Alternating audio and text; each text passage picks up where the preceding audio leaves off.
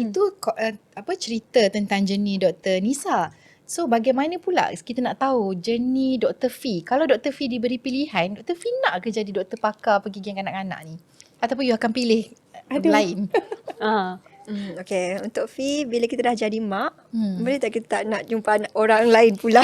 Oh, dia lain dia. Dah kenal anak sendiri kan? I nak jumpa makcik-pakcik macam tu. Buat gigi gigi palsu, nak cantik-cantikkan gigi, boleh tak? Dia macam tu. Ada Betul. setengah mentality macam tu lah. How about you? Memang you ada every morning you go to work, you akan rasa macam I pula tak nak buat dah orang-orang dewasa-dewasa ni. Kita nak buat kanak-kanak je. Pure, very nice, everything they are so pure kan. So kalau dia dewasa ni, kita serahkan kepada yang lebih-lebih pakar.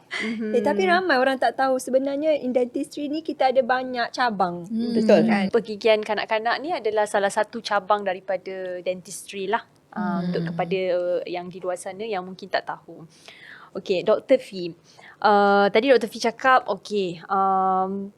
macam kalau dah ada anak sendiri, macam kalau boleh tak nak lah tengok anak orang lain. Maknanya Soalan you macam buat kat berdebar.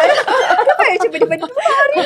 so maksudnya nak cakap ni macam kita nak fokus, macam Dr. Fee betul-betul nak fokus berkenaan dengan anak. So macam mana Dr. Fee menguruskan emosi dengan menjaga? Kadang-kadang biasalah kan anak Dr. Fee pun ada 3 orang. So ada pelbagai ragam, ada emosi diorang sendiri sebagai kanak-kanak.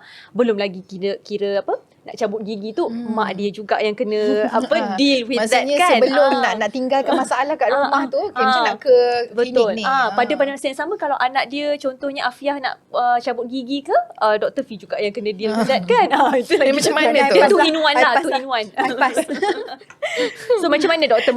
Fee mengurus emosi tu pada masa yang sama menjaga anak dan juga sebagai seorang dentist?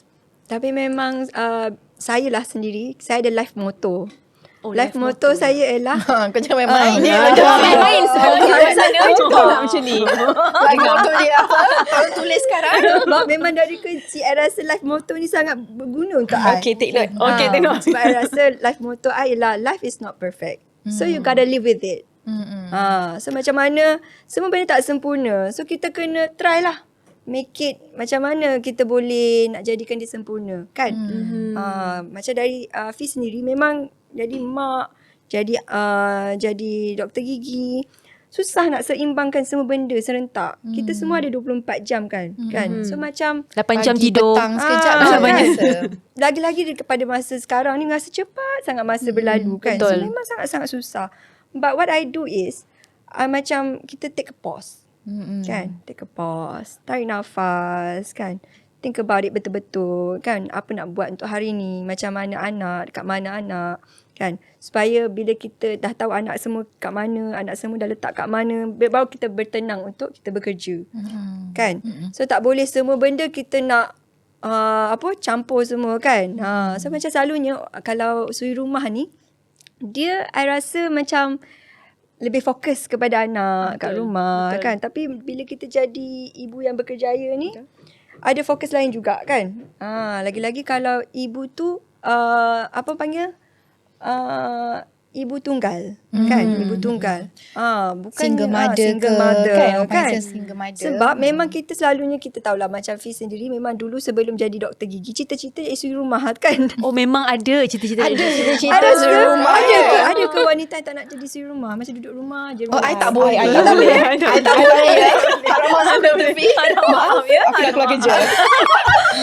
Kita berbeza di situ. Tapi lah you panggil I hari ni. You compare dengan kakak. So tapi memang betul cakap Dr. Fee, siapa tak nak duduk saja pun duit masuk, betul tak? Betul kan. Tapi I nampak actually dulu I pernah cuba juga nak jadi doktor dengan jadi doktor gigi. Tapi bila I banding tara tu kan, I tengok doktor medical ni dia ada on call, dia banyak masa yang tak tentu. Jadi untuk perempuan tu siapa nak ada anak betul. perempuan boleh fokus lebih kepada doktor gigi ni, sebab doktor gigi ni masa dia lebih fleksibel sebab dia tak main dengan nyawa sangat. Maksudnya tak ada emergency kan, tak ada emergency. Adalah yang kat hospital tu kau Ah, jangan ya, kan. lupa. Malu Nah, doktor nanti hospital. sekali lagi Tak, kena habis, kecam. Tapi kita tak ada. Yes, maksudnya tak kematian rush yang lah, macam kan. medical punya part kan. Apa-apa medical dah take over dulu, dan kita akan datang kemudiannya kan. Betul. So I nampak kat situ kita boleh adjust lah masa kita sebagai ibu dan juga sebagai seorang doktor gigi. Okay, baik. Yang untuk live tu boleh tanya soalan, nanti kita akan jawabkan at the end of session ataupun tim saya akan pause kejap nanti.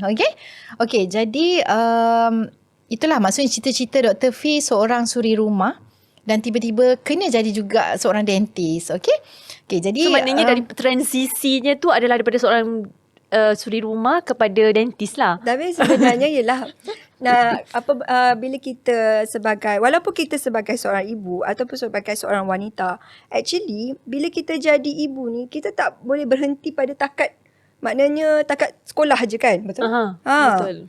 Walaupun kita nak jadi suri rumah, tapi kita kena belajar sejauh yang boleh. Walaupun orang kata last sekali dekat dapur je. No. No, Kan? no. Oh, No.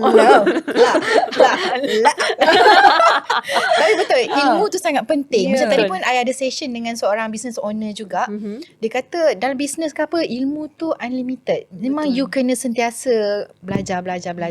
Betul. Hai, Assalamualaikum. Saya Dr. Anis. Untuk anda yang masih tercari-cari nak buat gigi kat mana, jom ke Avicenna. Saya daripada Klinik Pergigian Avicenna. Kami ada 16 branch dan juga siapa kat sini nak cuci gigi, nak buat braces dan yang paling bestnya kita ada treatment aligner.